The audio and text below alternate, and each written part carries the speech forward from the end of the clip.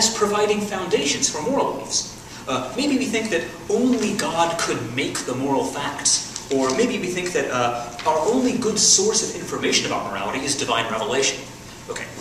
And then, say we become atheists. Well, now we have reason to either think that there are no moral facts, because only God could make them and there's no God. Or we have to think, look, we just have no idea what the moral facts are, because God was our source of information. Now there's no God. So, a cognitivist interpretation of Nietzsche's views on moral judgment will allow you to see how losing belief in God sort of pulls out the rug from under morality. Now, what about our non-cognitivist view? Non-cognitivism presents moral judgments as desires, emotions, or other mental states that are not beliefs. But that makes it kind of mysterious how losing belief in God would make you lose moral judgment. It's easy to see how giving up a belief undermines other beliefs that rely on it for justification. But how does giving up a belief undermine a non-cognitive state? Well, I guess one way would be is if you have a desire that's based on a belief in some kind of way, like basically if you have an instrumental desire, you have a desire to do something as a means to getting some end. Now you lose the belief that that means will be effective, you lose that desire. That's sort of the standard way that you can lose a desire by losing a belief. But our fundamental moral judgments don't seem to be instrumental like that. It's not like you lose some belief and it's like, okay, what should I say? It's not like our fundamental moral judgments are judgments of, I can attain a certain end if I act in some way. Our fundamental moral judgments are judgments about certain things being good ends. That's what they are, and it's unclear how losing the belief in God would undermine these things on a non-cognitivist view. Maybe if our fundamental moral judgments were something like desires that everyone obey God, then you can see how atheism on a non-cognitivist view would undermine morality. So we have the desire that everyone obey God. Whoops, no God, nothing to obey. Okay, that might be a way that non-cognitivists could respond to you and say, this is how atheism undermines moral judgment. But I don't think this is going to work, because Nietzsche is not going to tell you that everyone's fundamental moral judgments are just, everyone should obey God. He goes into really the emotional roots of moral judgment a lot, and he talks about things like resentment of your enemies, and pity for the weak as being fundamental sources of Christian morality. Now, the way I see these is, these emotions dispose people to form certain beliefs, that the people they resent are wrong, or that it's right to help the weak who you feel pity for. That's the way I see these things as being connected. But I don't think Nietzsche is going to say all our moral judgments are just desires that everyone obey God. That just underestimates the role of resentment and pity. And the thing about resentment and pity is, if you resent your enemies, or you feel pity for the weak, like taking God out of the picture leaves you still resenting your enemies and feeling pity for the weak. So it seems like on a non-cognitivist view, losing God doesn't change anything. Your moral judgments just keep on going. And this is why we need to interpret Nietzsche as a cognitivist of moral judgment. That explains how losing God undermines moral judgment. Right. So, one more thing. Why would you be reluctant to interpret Nietzsche as a cognitivist? Well, he often criticizes moral judgments on grounds other than their falsity. He says things like, these moral judgments, Christian moral judgments, are not in the service of life. They're not, good for excellent people, and they don't help excellent people develop. Well, that's not, they're false. They're bad for some other reason that makes people's lives go the wrong way. So you might think, okay, if he's criticizing moral judgments on grounds other than truth and falsity, maybe we should say they're not beliefs, because the most obvious way to criticize beliefs is in terms of truth and falsity. I don't think that this is a reason to go non-cognitivist, though, because Nietzsche explicitly comes out and says at various points that he's willing to assess beliefs on grounds other than truth and falsity, even though they are beliefs. So he writes in Beyond Good and Evil, we do not consider the falsity of a judgment as itself an objection to a judgment. The question is how far the judgment promotes and preserves life, how it preserves and even cultivates the type. So even if things can be true or false, he still is willing to talk about them in other ways. So saying, when Nietzsche makes these criticisms of Christian morality as not helpful to people, we shouldn't say, oh, he's not criticizing in terms of truth and falsity, so it must be something that can't be true or false.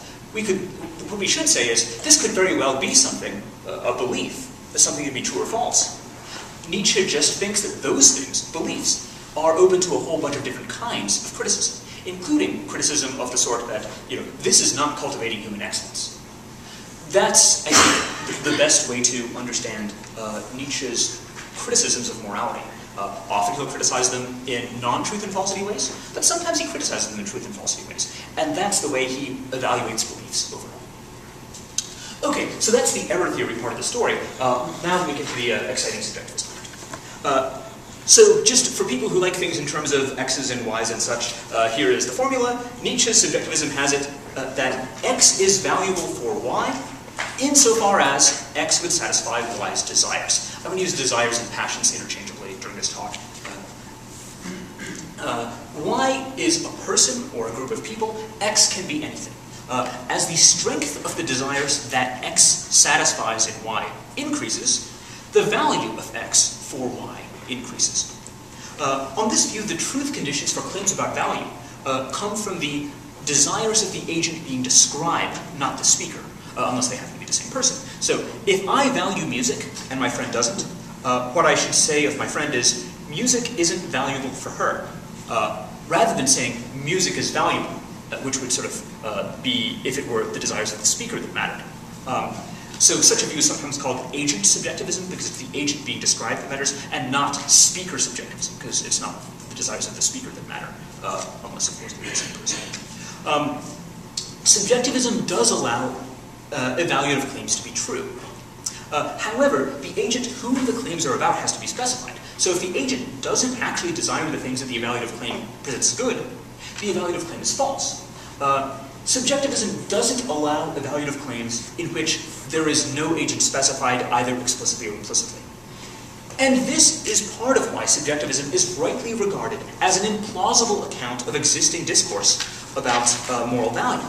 On the standard view, the fundamental value claims of moral discourse are objective. They're independent of the evaluative states of agents. The mere fact that somebody desires something, has a certain emotional response to it, morally values it in a certain way, that doesn't imply that it's actually valuable for them. Talk of things being valuable for somebody, or even valuable for everybody, finds a much more natural home in discourse about aesthetic value and matters of taste than in moral discourse. So moral facts are supposed to be objective in a way, such a way that a morally bad outcome is just bad, rather than being bad for each of several agents, or bad according to the desires of each of several agents. So we say the earth is round, rather than the earth is round for each one of us. Similarly, the most straightforward way to talk about the wrongness of murder is wrong. Not murder is wrong for me as well as you, as well as you, as well as you. When people disagree about right and wrong, we don't say that their differing views make the same action wrong for some of them and not for others. Disagreement about the shape of the earth doesn't make the earth round for some people and not others. But, in matters of taste and aesthetic discourse, this is something you might do. The favored foods and music of another culture, we might say, are good for them, even if we find the music lame and the foods disgusting. Beauty is in the eye of the beholder, as people say, and they say there's no accounting for taste. Morality is in the eye of the beholder is not something that, I've heard, except as sort of like a radical and surprising claim that goes against what we usually believe.